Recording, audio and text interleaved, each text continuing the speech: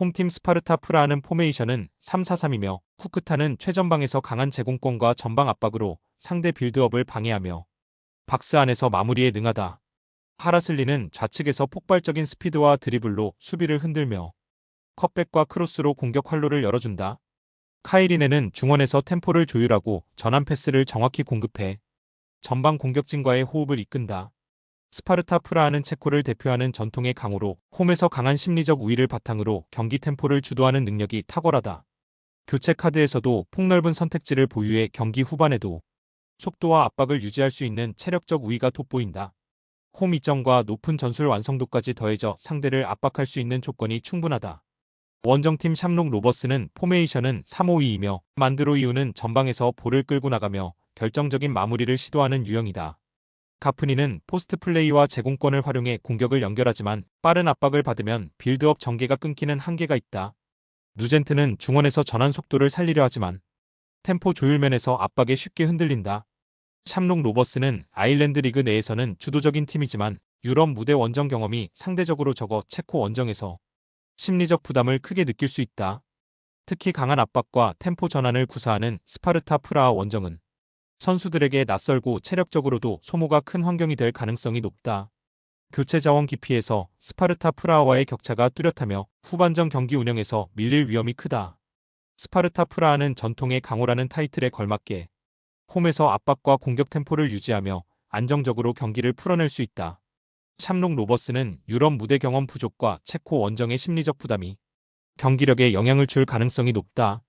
교체 자원 깊이와 전술 완성도까지 포함하면 스파르타 프라하가 경기 전반부터 우위를 점하고 후반에도 힘을 유지하며 승리를 가져갈 시나리오가 가장 설득력 있다. 홈팀 첼레는 포메이션은 4-3-3이며 이오시포프는 중원에서 균형을 잡아주며 전진 패스를 통해 전방 연결 고리를 형성한다. 코바체비치는 K리그 강원FC에서 뛰었던 익숙한 얼굴이지만 당시에는 현지 적응에 실패하며 잠재력을 보여주지 못했다. 그러나 슬로베니아 리그 복귀 이후 전술적 적응과 자신감을 완전히 되찾았고 박스 근처에서 폭발적인 침투와 날카로운 마무리로 팀의 핵심 공격 루트가 되었다. 크베시치는 측면 돌파와 컷백 능력으로 코바체비치와 호흡을 맞추며 빠른 전환 상황에서 위협적인 찬스를 만든다.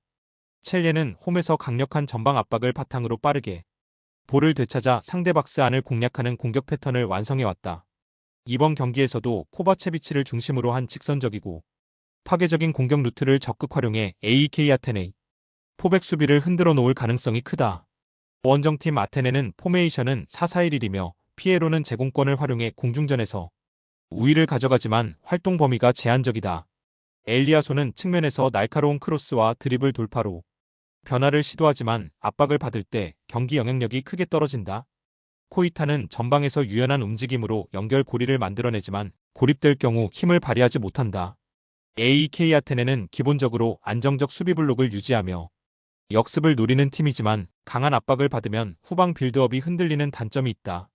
특히 타이트한 전방 압박과 빠른 전환을 구사하는 팀을 상대로 수비 라인이 쉽게 무너지고 공간을 내주는 약점이 반복되어 왔다. 첼레는 홈에서 전방 압박과 빠른 전환을 통해 주도권을 완전히 가져올 수 있는 팀이다. 특히 유럽 무대에 완벽히 적응한 코바체비치는 박스 안에서 결정적인 역할을 해내며 공격의 중심이 된다. AEK 아테네가 압박을 이겨내지 못한다면 첼레가 초반부터 흐름을 잡고 득점으로 연결하며 승리를 가져갈 가능성이 매우 높다. 홈팀 에버디는 포메이션은 4-3-3이다. 아우치체는 중원에서 볼 운반과 전환 패스를 통해 12선을 연결한다. 팔라베르사는 안정적 볼 배급과 커버 플레이로 수비 앞을 보호하지만 빠른 방향 전환에 취약한 모습을 보인다.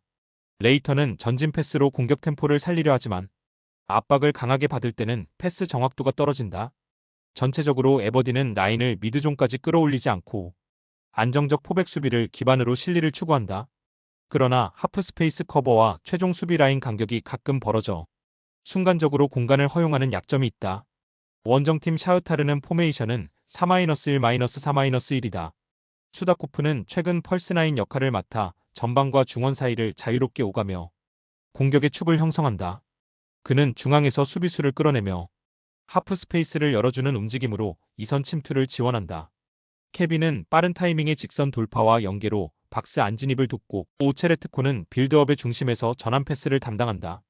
샤흐타르는 최근 수다코프를 중심으로 가짜 9번 전술인 펄스9 공격 패턴을 통해 전술적 재미를 보고 있으며 이번 경기에서도 이 전략을 메인 루트로 활용해 에버딘의 포백 수비를 계속 흔들어갈 가능성이 높다. 샤흐타르는 수다코프 중심의 펄스9 전술을 통해 포백 간격을 흔들며 박스 안침투 루트를 만들어낸다.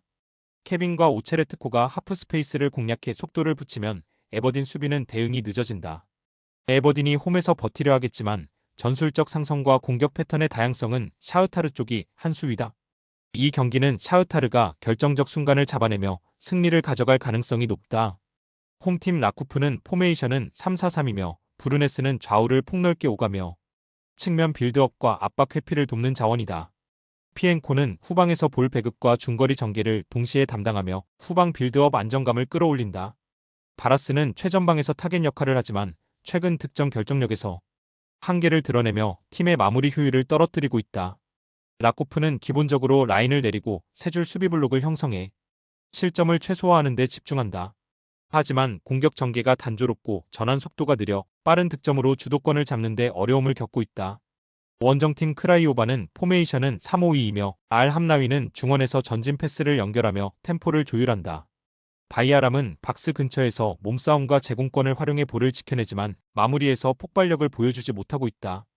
발루타는 수비 가담과 공격 전환 모두에 관여하지만 팀 전체 전개 속도가 다소 느려 답답한 흐름을 만든다.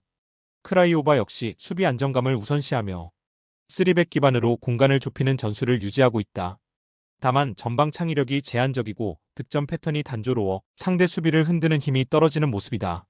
라코프와 크라이오바 모두 수비를 우선시하는 전술적 선택 속에 전방 화력 부재가 두드러지고 있다. 승률 데이터에서 약간의 차이는 있지만 경기력 격차가 뚜렷하지 않으며 전체적으로 루즈한 흐름이 이어질 가능성이 크다.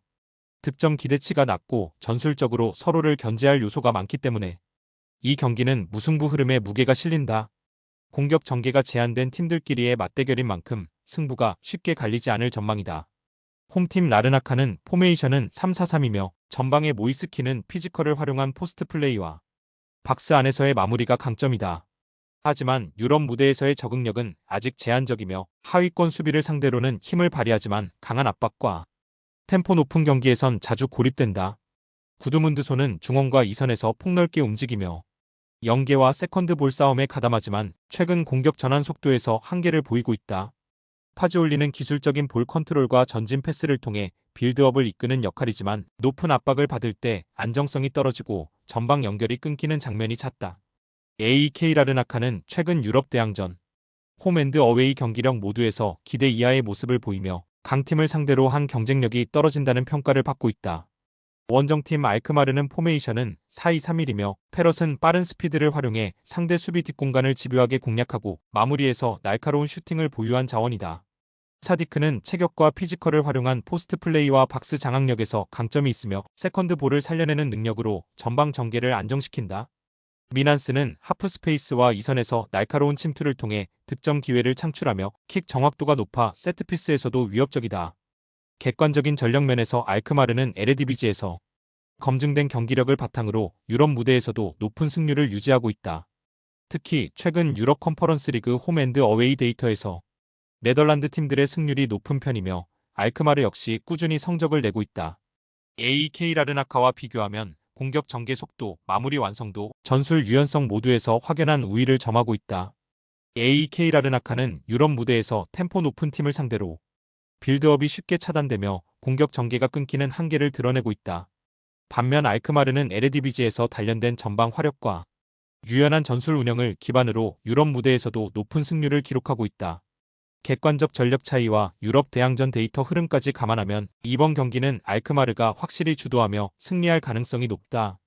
홈팀 쉘보는 포메이션은 4-3-3이며 우드부코는 측면에서 왕성한 활동량과 드리블 돌파를 바탕으로 공격 루트를 열어주지만 결정적인 파괴력은 제한적이다.